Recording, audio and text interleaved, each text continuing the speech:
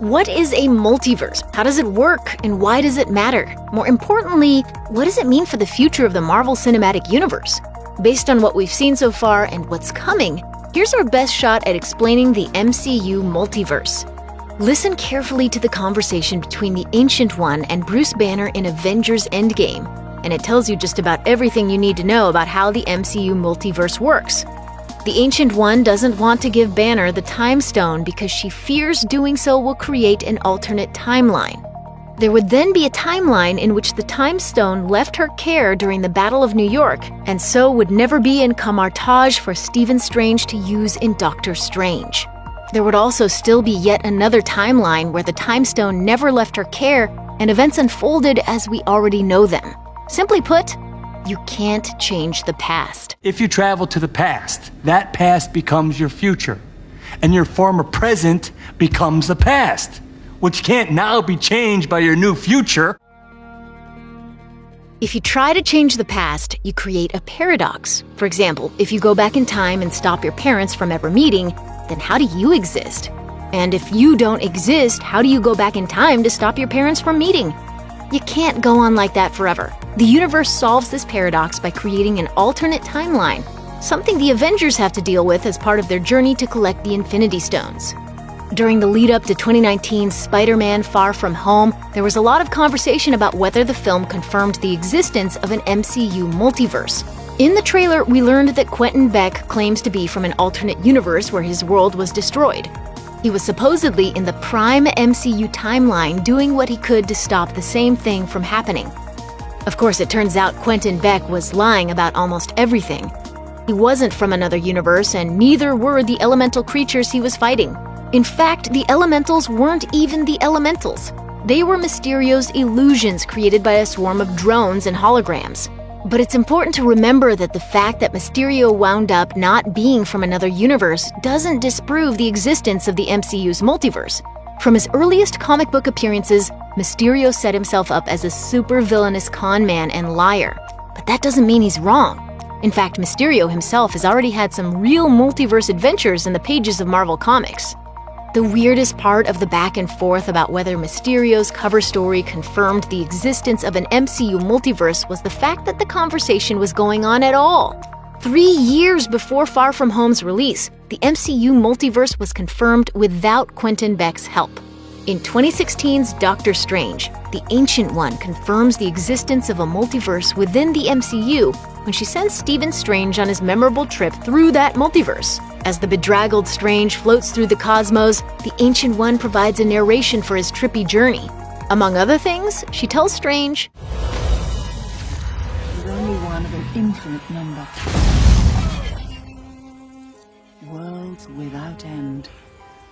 So there you have it. Regardless of the home address of Quentin Beck, the MCU has a multiverse, and its existence was confirmed long before Far From Home. Though it's understandable why this was forgotten or ignored.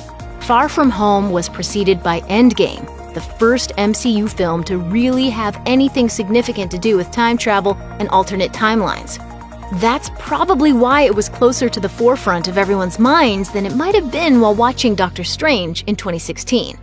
Steve Rogers' decision to remain in the past at the end of Avengers Endgame is a perfect example of how the MCU multiverse works.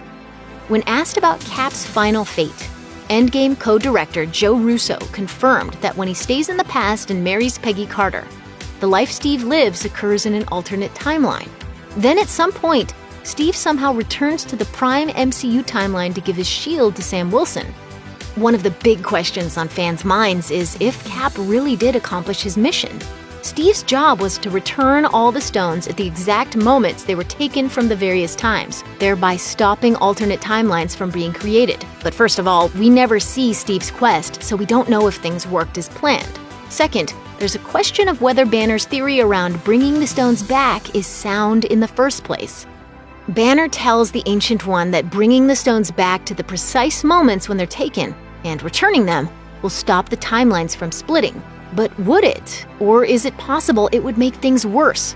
For example, Banner takes the Time Stone. As soon as he takes the stone, an alternate timeline has been created. Would bringing the stone back erase the second timeline? Or would it create a third?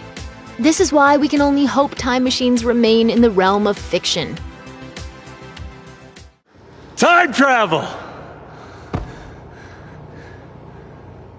Somewhere out there in the multiverse, Loki is alive. And the reason he's alive is not only what allows for his upcoming Disney Plus miniseries, but it also possibly complicates things with MCU's multiverse even more. In Endgame, Loki gets his hands on the Tesseract while Thor is trying to resuscitate Tony Stark. Once he does, he disappears in a blue cloud. A new timeline has been created, one in which Loki was never brought to Asgard to face Odin's justice after the Battle of New York. Presumably, we'll be finding out what happens to that Loki in his upcoming miniseries. Whether Banner's theory on how to unsplinter the timeline is correct, when it comes to this specific alternate timeline, it doesn't matter. Remember, Loki's escape prevents Steve and Tony from getting the Tesseract, forcing them to go back to the 70s and get it from S.H.I.E.L.D. When Cap goes back in time to return the stones at the end of Endgame, he only has one Tesseract to return. Presumably, he's going to return it to the 70s, but that means everything that happens in Stark Tower in 2012 all still happened. That timeline still exists, and it's going to be Loki's playground. There's one more alternate timeline that couldn't have been erased by Cap's journey to the past, the timeline in which the 2014 Thanos and his forces jump forward to 2023 and assault Avengers compound. When Thanos captures Nebula from 2023, they reverse-engineer her PIM particles and replace her with 2014 Nebula. What does that all mean? There now exists a timeline in the MCU where Thanos and all his forces disappear in 2014, never to return. As soon as the respective interstellar empires of that timeline realize he's gone, they'll probably have one huge multi-planet party that lasts a few decades. Returning the Soul Stone to Vormir can't alter Thanos' disappearance. It can only create more divergent timelines. In a way, you could argue Tony Stark does double duty when he snaps away the Mad Titan at the end of Endgame. He wipes out Thanos from not just one, but two universes. We don't know a lot yet about 2021's Doctor Strange in the Multiverse of Madness, but just from the name, it seems likely we're going to be learning more about the MCU's multiverse in the Doctor Strange sequel. If any hero is equipped to explore the multiverse, it's Doctor Strange. His first film introduces the multiverse, and it's that multiverse that Strange uses the Time Stone to explore in 2018's Avengers Infinity War. It's possible the events of Endgame are the key to whatever is going wrong in the upcoming sequel. Endgame is the only time we've seen any kind of significant time travel in the MCU. The very phrase Multiverse of Madness suggests something has gone wrong with the multiverse. And if that's the case, then all the time hopping the heroes and villains of Endgame did could be the reason. Another big hint is the upcoming Disney Plus miniseries WandaVision. We don't know much more about the series than we do about the Doctor Strange sequel, but what we do know is intriguing. Star Elizabeth Olsen has said at least part of the series will have a 1950s setting, which hints pretty strongly at a multiverse connection. At the same time we heard about stories like Doctor Strange in the Multiverse of Madness, we learned we were going to be meeting the mighty Thor, aka Jane Foster, in the fourth entry of the Thor franchise, Thor: Love and Thunder. What does this have to do with the multiverse? Well, all that time hopping in Endgame may give us the most obvious answer to the question of how Jane gets almighty. Steve Rogers has Mjolnir with him when he goes back in time at the end of Endgame, but it isn't with him when he returns as an elderly man. Presumably, Steve would have returned the hammer to Asgard circa 2013 when he returned the Ether. If so, then that might be the answer. For the sake of argument, assume that when Steve arrives in 2013 Asgard, he doesn't grab the first Asgardian he sees and say, "Hey, I'm a time traveler. Can you tell me where Thor is?" Assume Cap simply leaves the hammer somewhere, knowing it will go to Thor as soon as the Thunder God summons it, and then continues on his journey. Then assume Jane Foster comes upon the hammer wherever Steve happens to leave it.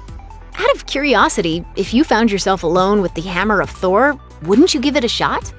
One possibility that's loomed since before Disney's acquisition of Fox is that Marvel characters whose film rights are still held by other studios might be narratively connected to the MCU through the multiverse. When rumors swirled that Venom might be showing up in Spider-Man: Far From Home, the multiverse was an explanation some fans clung to. While there's been no indication that Marvel Studios plans to use the multiverse in this way, it's not out of the question.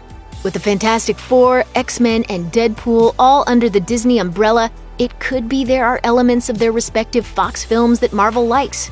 If so, one way to keep them whole would be to simply say the previous movies took place in an alternate timeline. The same possibility exists with Venom, as well as the other Marvel properties Sony is either actively adapting or planning to adapt, like Morbius, Kraven the Hunter, and Silver Sable. This is an idea Marvel's already used, though it was Marvel Comics instead of Marvel Studios. In the 2014 comics event Spider-Verse, versions of Spider-Man in other media were considered to be alternate universe Spider-Man. The Spider-Man from the 80s Spider-Man and His Amazing Friends cartoon, from the newspaper strip, and even from old Hostess ads Marvel's comics used to carry were all considered genuine Spider-Man from other universes. In the sequel, 2018's Spider-Geddon, the Spider-Man of that year's PlayStation 4 Spider-Man video game, was one of the comic's heroes. Thanos brutally murders Loki in the opening scene of 2018's Avengers Infinity War, and later in the same film, he hurls his adoptive daughter Gamora to her death on Vormir. Yet, both Loki and Gamora show up in the 2019 follow-up Avengers Endgame, and we'll be seeing both of them again. Loki will enjoy his own solo miniseries on Disney+, while Gamora will almost definitely be back for the upcoming Guardians of the Galaxy Volume 3. Both characters survive as part of alternate realities, even if Captain America returned all the Infinity Stones exactly where they were meant to be. Loki's escape in New York City and Thanos' journey to the future each create splintered timelines that can't be undone by Steve Rogers. The MCU multiverse provides a resurrection easy button for Marvel Studios storytellers.